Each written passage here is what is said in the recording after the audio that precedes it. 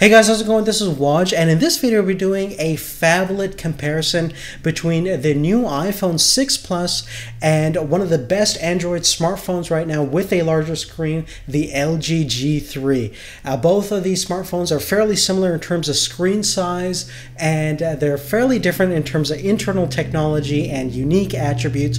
So definitely stay tuned if you're interested in how these two kind of compare against each other, or if you're actually interested in getting these smartphones for yourself. Now, the first thing that we're going to compare is the overall physical dimensions and size differences between the LG G3 and the iPhone 6. Now, looking at both the devices side by side, you can see that the LG G3 measures about 146.3 millimeters in terms of its height, 74.6 millimeters in terms of its width, and it's a little bit overall smaller than the iPhone 6 Plus, which measures about 158.1 millimeters in terms of its height, and about 77.8 millimeters in terms of its width. Now, even though the 6 Plus has a larger overall footprint, you'll be surprised to see that it's actually thinner, quite a bit thinner, in fact, than the LG G3, measuring about 7.1 millimeters versus 8.9 millimeters on the G3. However, the G3 swings back when it comes to weight. It only measures about a very light 149 grams versus the 172 grams that the 6 Plus weighs. Now, this is certainly understandable because the 6 Plus is not made out of polycarbonate plastics like the G3, but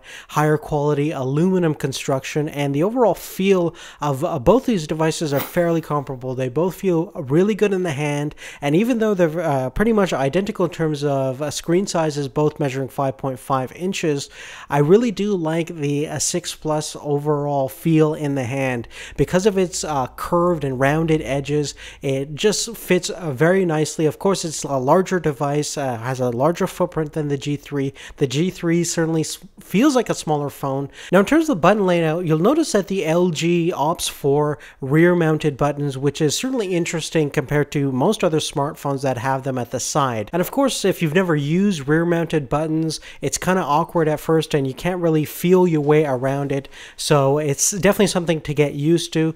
But if you ever used an iPhone, you'll be well at home with the layout and configurations on the iPhone 6 Plus, even though it has a different design that's a lot larger than what you're typically used to on an iPhone. Now, in terms of models, the iPhone 6 Plus comes in 3 different memory sizes, 16, 64, and 128 gigabyte models, and the LG G3 comes in a more limited model supply, basically 16 and 32 gig versions, but you can expand that memory up to 128 gigabytes thanks to its micro SD expansion slot located at the back of the device. Now, looking at the screen specifications, as we mentioned before, they're the exact same screen size, about 5.5 inch, but in terms of resolution, there is a big difference. The LG G3 is using a higher resolution 2560 by 1440 display with an outstanding PPI about 534 compared to the 401 PPI of the iPhone 6 Plus, which is using a more traditional 1920 by 1080 display.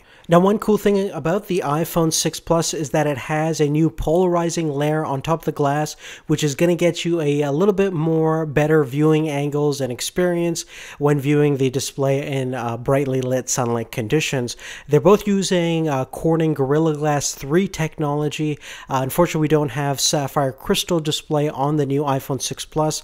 We still have to wait for that technology to mature and to be available on the iPhone or other smartphones later down the road, but they're both pretty durable screens, and the glass itself is fairly resistant to most of your day-to-day scratches. Of course, if you drop the phones at a significant height with a certain amount of impact, they are susceptible to breaking and cracking and things like that. We did a more thorough test on how the iPhone 6 Plus fares against this kind of abuse, so definitely check those videos out if you're interested in how the iPhone 6 is in terms of durability. Now, when it comes to the overall screen quality and experience, both can display up to 60 million colors, and they're both using LED backlit technology, so they're fairly good in terms of color rendition and things like that.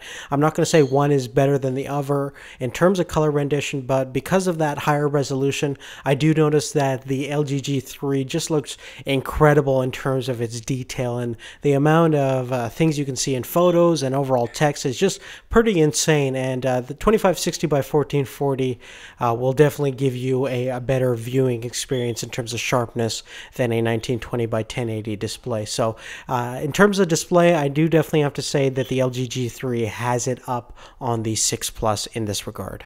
Now, looking under the hoods of these two giant smartphones, you're going to notice that we have a different architecture on the Apple side. We have the new Apple A8 dual-core processor clocking about 1.4 gigahertz on the iPhone 6 Plus, as well as a motion processor, the M8 processor, which is going to handle a lot of the gyroscopic as well as orientation and elevation computations. So if you do a lot of jogging and exercising and want to take advantage of some hills and mountains and things like that, it'll actually track your motion in terms of elevation and height.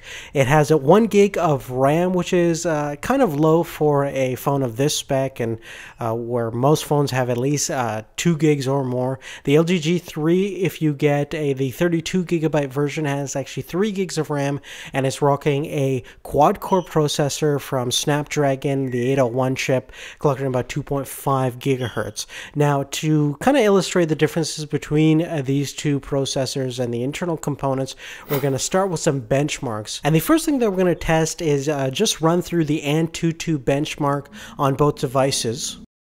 So on the Antutu benchmark, you can see that the iPhone 6 Plus is certainly a lot faster when it comes to single core and single threaded applications, definitely scoring a higher score.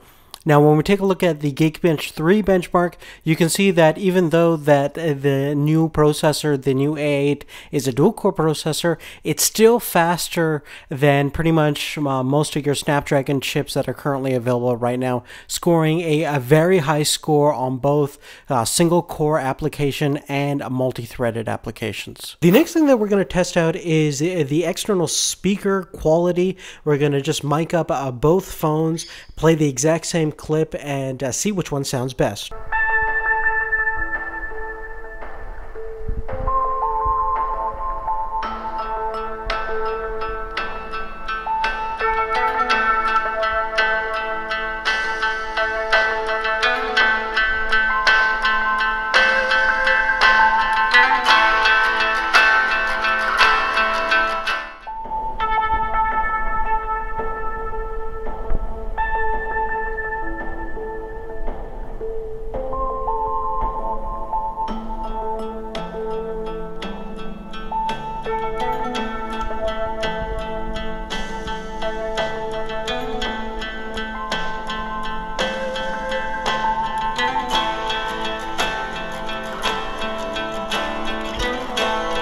Next, we're going to take a look at some of the unique attributes and features of both handsets, and starting with the iPhone 6 Plus, it has a fingerprint sensor located on the home screen, much like the iPhone 5S, and it's a very robust sensor that is very helpful for using through PayPal as well as unlocking your screen, and there's lots of different apps that take advantage of this fingerprint scanner as well. One of the cool things about iOS 8 that's running on the iPhone 6 Plus is it has a couple of different handy features. Because this phone is a larger phone from Apple, they have a new feature where you double tap on the actual home button and not double press. It will actually lower down the screen so you can access the top of the screen more easier, and it's definitely a better one-hand operation mode compared to most of your modes that you would find on most of these Android phones. The LG G3 also has a one-hand operation mode, but it just basically orients the keyboard or keypad in certain different apps to the left or right side. It's certainly not as handy as the one found in iOS 8 on the new Apple iPhone 6 Plus. Now, the 6 Plus also has dual app modes, which is basically going to allow you to have two different windows on a single app. So if you're on a mail app, you can actually see your inbox as well as the current email that you're working on, which is fairly handy. The LG G3 actually has a multi-view mode, so you can basically look at 2 different applications at the same time.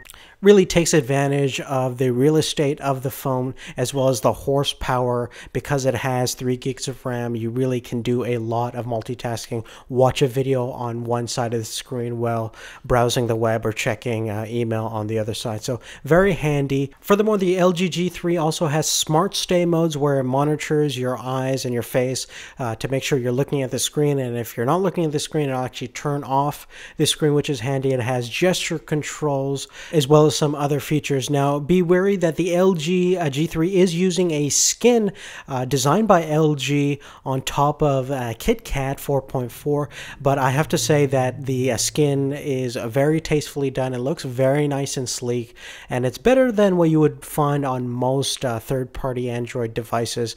Now, in terms of connectivity, both devices have dual-band AC capabilities as well as Bluetooth 4.0, as well as NFC capabilities. Now, Apple recently rolled out a new program which is called Apple Pay, which will basically collaborate with MasterCard and Visa, so you can tie your credit card accounts with your Apple account and basically pay through your phone very fast and use the NFC tap and go technology that's built into most of these NFC chips. So definitely convenient, and if you want to eliminate your wallet, Apple is making it one step easier for you. Now, next we're going to talk about the camera technology in both of these 2 smartphones, which are fairly good in both respects. The iPhone's rear-facing camera is an 8-megapixel camera, which is excellent for stills. It has a new phase detection autofocusing mode, which is going to give you a lot faster, speedier capabilities to take images fast, even in lower light conditions, as well as optical stabilization, which is a unique feature on the iPhone 6 Plus. Now, the LG G3 has a 13 megapixel sensor, very similar size to the 6 Plus, obviously a much higher resolution, as well as phase detection, autofocusing mode, and optical stabilization. Both have dual LED flash capabilities, and when we take a look at the video capabilities, you'll notice that the iPhone 6 Plus has 60 frames per second at 1080p capabilities, which is a unique feature that most phones don't have. But the LG G3, of course, has 4K capabilities for video at 30 frames per second. So in terms of sharper videos, you're definitely going to find better results on the LG G3. However, in terms of slow motion, the 6 Plus has a leg up on the G3, recording at 240 frames per second at 720p versus 120 frames per second on 720p on the G3 side. Now, side by side, the stills capabilities of these 2 smartphones are fairly good in both respects. The iPhone does a great job in low light and overall dimly lit conditions. The LG G3, although it's not bad, it struggles a little bit here and there. And in terms of overall detail, I think they're really on par with each other. Even though the G3 has a larger 13 megapixel resolution, I don't think that the images, when you're looking at them full blast on your screen or online on the web or at Instagram or whatever, is going to make a big difference. When it comes to video, obviously in terms of the overall sharpness and clarity, the LG G3 definitely has a nice 4K capability, so you're going to definitely look at a video that's higher detail and has a much higher bit rate. Even though the iPhone has the 60 frames per second capabilities, it doesn't really do too much in terms of image quality, but the clarity of the motion is obviously very nice. The 240 frames per second is a favorite feature of mine. You can make things look very dramatic and very cinematic, and it's certainly a feature that no other phone has to date. Now, the last thing that we're going to talk about is the battery performance on these 2 phones. In terms of the overall battery life, you're looking at pretty similar results. Now, the iPhone 6 Plus is one of the best smartphones currently available right now for battery life. It has more than 24-hour capabilities on 3G talk time, and if you use it carefully, you can probably get even better. The LG G3 also has a large battery, 3,000 milliamp hours, more than 21 hours on 3G talk time. and because it's user replaceable, you can probably get more batteries for pretty inexpensively, and just keep going and never really need a charger if you have a couple of batteries lying around. And that's definitely a handy feature, but in terms of sheer battery life, they're pretty on par with each other. I think the iPhone 6 Plus has a small couple of percentage here and there over the G3, but definitely not bad. But that's really it, guys. If you have any specific questions about anything I talked about in this video, please make sure to leave that on a comment down below. I know all these smartphones have a lot of different unique features, and we could be here for days kind of comparing and contrasting one to the other, but hopefully it gives you a brief understanding of the hands-on differences in terms of real-world tests and things like that between the LG G3 and the 6 Plus. I think the LG G3 is probably one of my favorite smartphones that are out right now, and it really compares to what you get in the Android lineup in terms of variety. But I really do love the experience of the 6 Plus as well. I understand the reason for the larger screen and the appeal for the larger screen. And definitely a quality product in terms of its manufacturing process, and the integration with iOS is absolutely fantastic, as you would expect from any iPhone. But thank you so much for your support again. Make sure to give us a thumbs up if you like the video, and we'll see you later. Take care.